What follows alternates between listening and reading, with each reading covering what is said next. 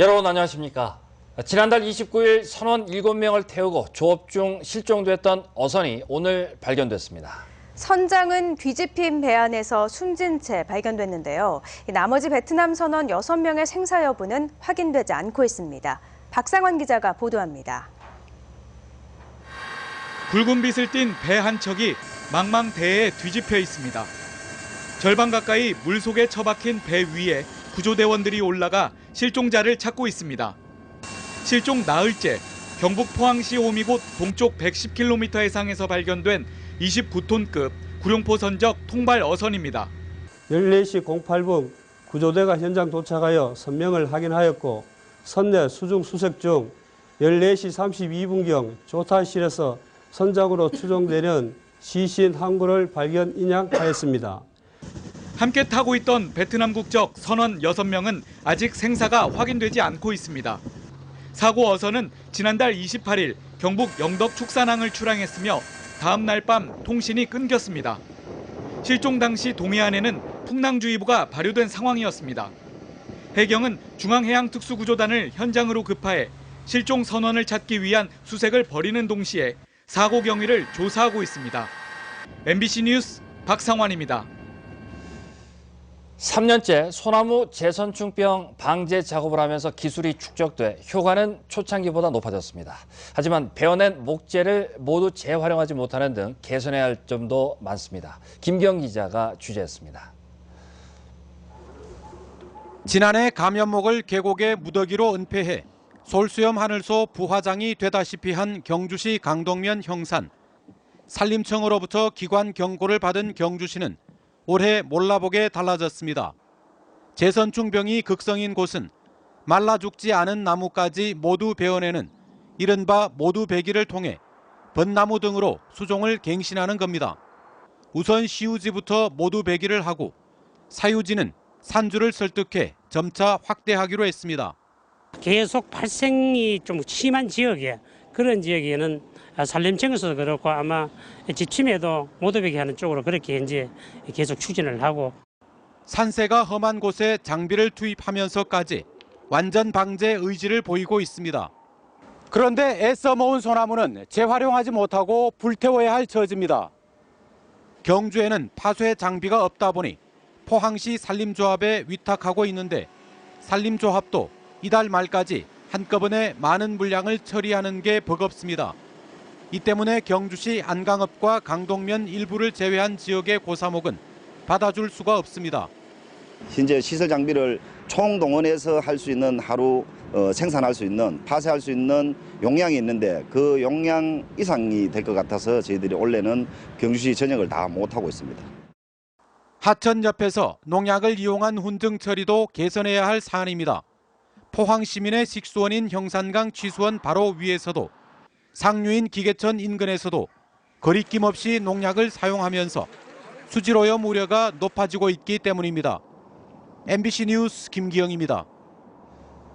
경주 불국사 뒤쪽 토암산에서 재선충병에 감염된 소나무가 2년 만에 추가로 발견됐습니다. 경주시는 지난 1월 말 불국사 뒤쪽 등산로에서 고사목 4그루 가운데 2그루가 재선충병에 감염된 것으로 확인돼 2월 1일자로 소나무류 반출 금지 구역을 기존 진현동 산 외 양북면 범곡리까지 확대 지정했습니다. 불국사에서는 지난 2014년 12월 재선충병 감염목이 처음으로 발견됐으며 경주시는 예산 5억 원을 들여 토암산 일대 160헥타르 소나무 3만 본의 예방 주사를 놓았습니다. 포항경실련은 포항 남북구에 출마한 국회의원과 예비후보들을 대상으로 한 지역 현안 설문조사 결과를 공개했습니다. 영일만대교 건설에 대해선 박명재 의원과 김정재, 박승호 예비후보는 찬성한 반면 더불어민주당 남울릉 허대만 지역위원장은 반대했고 더불어민주당 오준기, 정의당 박창호 예비후보는 신중한 검토가 필요하다고 응답했습니다. 누리과정 교육비 지원에 대해선 박명재 의원과 김정재 예비후보는 지방교육 재정에서 책임져야 한다는 입장인 반면 박승호 예비후보는 허대만, 오준기, 박창호 예비후보와 같이 국가가 책임져야 한다고 답했습니다. 포스코의 지역사회 기여도에 대해선 허대만, 김정재 후보는 만족을, 박명재 의원은 보통을, 박승호, 오중기 예비후보는 미흡을, 박창호 예비후보는 특정인을 위한 기여라며 부정적 반응을 보였습니다. 포항 남울릉의 박명재 의원이 오늘 시청에서 출마 기자회견을 갖고 중량감 있는 정치인이 돼 일자리 창출과 물류 중심도시 육성 등을 본격적으로 추진하겠다고 공약했습니다. 또 동해안발전본부를 환동해 발전본부로 확대 개편해 산업자원부와 미래창조부 등 정부기관이 함께 사용하는 합동청사 방안도 추진하겠다고 밝혔습니다. 박 의원은 또 지난 2014년 특정 기업 직원들이 자신에게 후원금을 집중적으로 냈다는 논란과 관련해 이 회사 직원들의 자발적인 후원으로 자신이 혜택을 주고 대가로 받은 것이 아니라며 이 같은 사실은 선관위 조사에서 드러났다고 설명했습니다. 더불어민주당의 오중기 경북도당 위원장도 당내 전략지역 비례대표 출마를 선언했습니다. 오 위원장은 경북을 대표하는 가장 경쟁력 있는 후보가 출마해야 한다는 지지자들의 설득과 요청에 고심 끝에 출마를 결심했다고 밝혔습니다. 포항 남울릉 허대만 지역위원장에 이어 오중기 도당 위원장도 전략지역 비례대표에 출마하면서 당내 경쟁이 치열해졌습니다. 더불어민주당 전략지역 비례대표는 지역구 국회의원이 없는 경북과 대구, 울산, 강원권의 비례대표 의석 중 당선 안정권의 10%를 배정하는 제도로 권리당원 30%와 국민 여론조사 70%로 선출합니다. 요즘 지역 초중고등학생들이 새학기를 맞았습니다. 평생 학교 문턱에 가보지도 못했던 70대 할머니는 6년 동안 다닌 야학을 졸업하고 고등학교 검정고시에 도전했습니다. 장미뿐 기자가 보도합니다. 경주의 한 건물 지하실. 평균 연령 55살의 아줌마 아저씨들 사이로 곱게 옷을 차려입은 할머니가 물리학 법칙에 귀를 기울입니다. 이번에 6년 동안 다닌 야학을 졸업하는 72살 손순이 할머니입니다. 1945년 경주시 산내면에서 출생한 손할머니는 8남매의 맏딸로 태어나 평생 학교 문 앞에도 가보지 못했습니다. 이름 석자조차 제대로 쓰지 못했던 할머니는 12년 전 갑작스런 암으로 죽음을 목전에 두고서야 배우지 못한 한을 뼈저리게 느꼈습니다. 이 밝은 세상, 너무 어둡기만 살았다는 생각이 들었어요. 병원에서 글을 모르니까 일지도 쓸 수도 없고 이름도 제대로 못 써서 너무 답답했어요. 5년 뒤 경주 한림문예학교에 입학한 손할머니는 초등학교와 중학교 검정고시에 잇따라 합격했습니다. 경주시와 경상북도가 여는 100일장에도 글짓기 작품을 출품해 여러 번 수상도 했습니다. 100세가 넘은 시어머니를 돌보고 병마와 싸우면서도 결석 한 번 없이 학업에 매진한 할머니는 야학에서도 반장을 맡을 정도로 열심입니다. 열심히 공부도 하고 또 모든 면에서 적극적으로 활동함으로써 학생들, 심지어는 선생님들조차도 존경하고 있는 그런 모습을 보이고 있습니다. 고등학교 검정고시를 준비 중인 손할머니는 요양원 봉사활동에 도움이 되는 간호조무사 자격증을 따는 것이 목표입니다. 조무사 자격증을 따려 그러니까 지금 고등학교 졸업증이 없으면 못 딴다 그래요. 그 공부도 하고 싶고 너무 하고 싶은 게 많은데 몸만 따라주면. 공부할 때만큼은 몸이 아픈 줄 모르겠다는 손할머니의 열정은 우리에게 배움의 기쁨에 대해 뒤돌아보게 합니다. MBC 뉴스 장미쁨입니다. 한수원과 아랍에미리트 원자력공사는 발전소 운영 지원 인력 파견 협약을 체결했다고 밝혔습니다. 한수원은 아랍에미리트에서 한국형 원전 4기를 건설 중인데 내년 5월 1호기 준공 목표를 앞두고 발전소 운전원 등 시운전 지원 인력 50명을 현지로 파견할 예정입니다. 한수원은 이번 계약을 통해 해외 원전 건설뿐만 아니라 원전 운영 인력의 해외 일자리 창출 효과도 기대된다고 밝혔습니다. 울진에서 충남 서산 간 동서내륙철도를 제3차 국가철도망 계획에 반영시키기 위한 중부권 시장 군수들의 활동이 시작됐습니다. 이 철도가 3차 철도망 계획에 반영되면 이 도청 소재지를 중심으로 한 종축과 횡축의 철도망이 구축돼 경북 북부권의 교통 편의가 대폭 증진됩니다. 정윤우 기자입니다. 울진에서 영주, 문경을 거쳐 청주 천안 서산으로 이어지는 340km의 동서 내륙 철도는 한반도의 허리를 가로지르는 횡축 철도입니다. 철도 통과 지역은 경북과 중남북의 12개 시군, 한반도 황금허리 경제권 구축에는 이 철도가 필수 조건입니다. 통과 지역 12명의 시장 군수들은 이 철도에 3차 철도망 계획 반영을 위한 협력체를 구성하고 공동 협약도 체결했습니다. 다음 달까지 노선 통과 지역 전체 인구의 10%인 30만 명의 서명을 받아 국토교통부에 전달하고 총선 출마자들에겐 공약 채택도 요청하기로 했습니다. 개발연대와 달리 이제는 균형적인 발전이 훨씬 중요한 이슈가 됐기 때문에 이건 당연한 요구라고 봅니다. 때늦은 감이 있지만은 아주 당연한 요구이고 이를 반드시 관철해야 될 과제라고 생각합니다. 올해부터 10년간 추진되는 3차 철도망 계획에 이 철도 건설이 반영되면 경북에는 3개의 종축과 3개의 횡축 철도망이 구축됩니다. 점촌에서 도청 신도시, 안동을 연결하는 노선과 중앙선 군위에서 동대구로 이어지는 노선은 도청 신도시와 이들 6개 철도망을 연결하는 핵심 고리입니다. 점촌, 신도청, 안동을 연결하는 별도의 노선이 제3차 국가 철도망 계획에 반영되었습니다.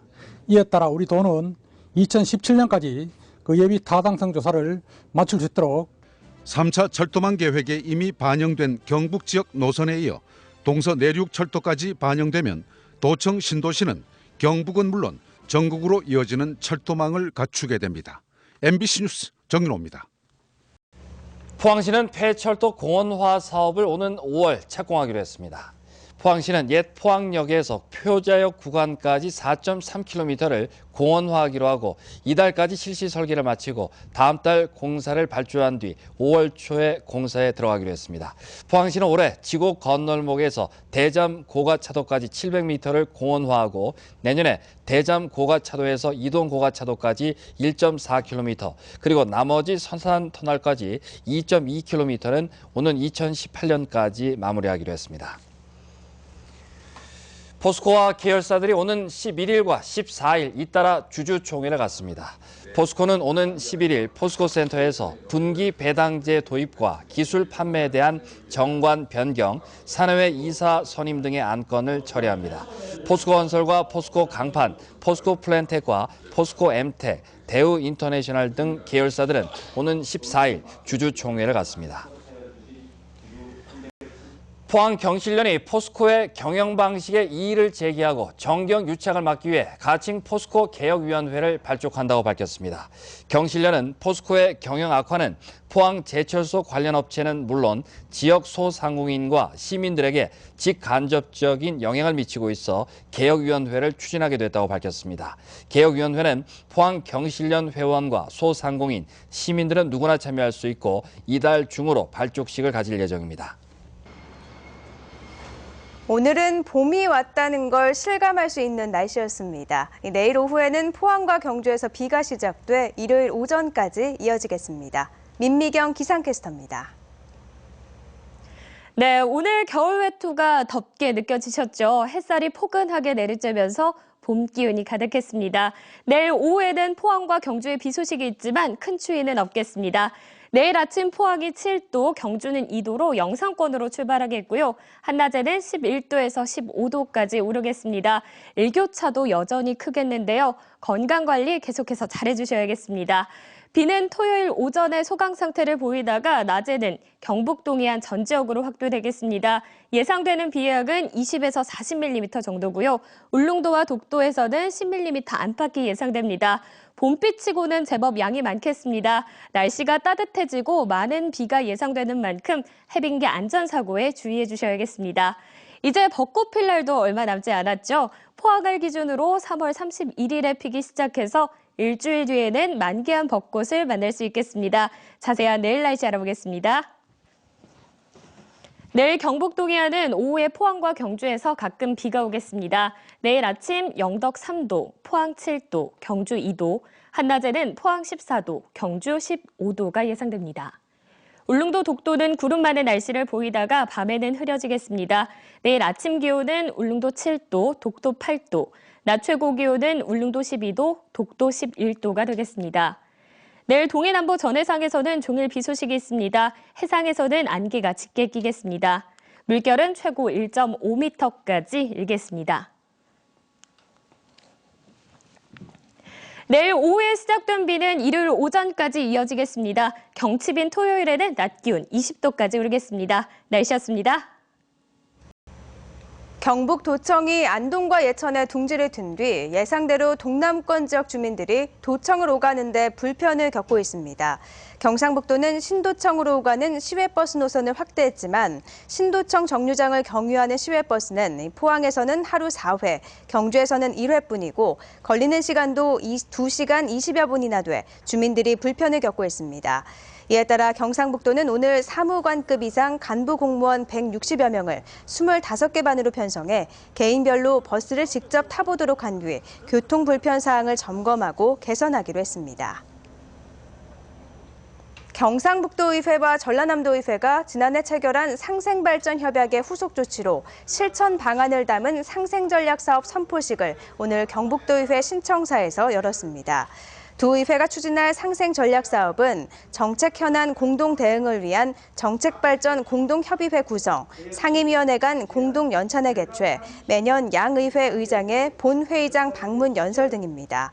또 전국 원자력발전소의 50%는 경북, 25%는 전남에 설치된 만큼 공동 구성해 운영하는 데도 합의했습니다. 이상으로 포항 MBC 뉴스데스크를 마치겠습니다. 여러분 고맙습니다.